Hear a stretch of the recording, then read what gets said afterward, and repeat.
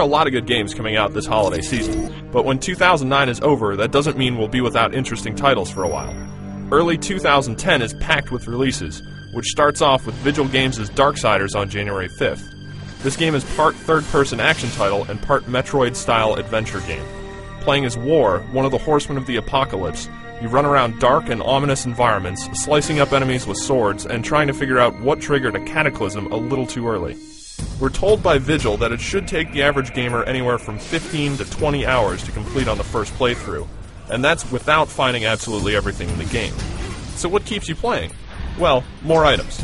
The game's menu system shows off plenty of slots for new weapons, gear, and modifications that improve how each weapon functions in battle, meaning there are a lot of opportunities to upgrade and adjust your fighting style. The stuff you pick up in Darksiders not only helps you access more areas in the environments, but also gives you additional advantages in battle.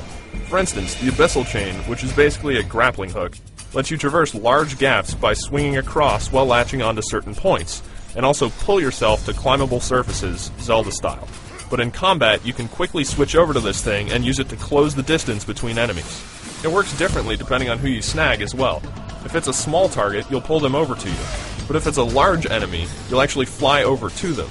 And staying on the move is important if you want to effectively clear out battle arenas or topple some of the bosses.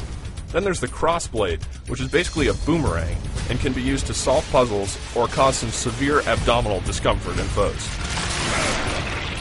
The combat, from what I've seen so far, seems to stay moving at a pretty decent clip, and it seems as though switching between targets and different weaponry can be done without much of a break in the action. This holds true while dodging and jumping around, and even hopping onto War's horse, named Ruin.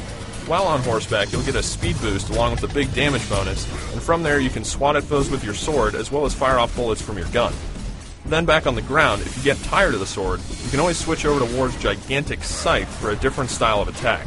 And there's plenty more gear War can pick up and use, but if you want, you can just grab bits of the environment and use them to take out enemies.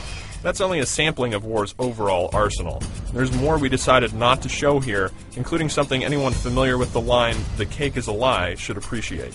Vigil's Darksiders is a console-only title, so when January 2010 starts up, look for it on Xbox 360 and PlayStation 3 platforms. And for more information on Darksiders, head over to IGN.com.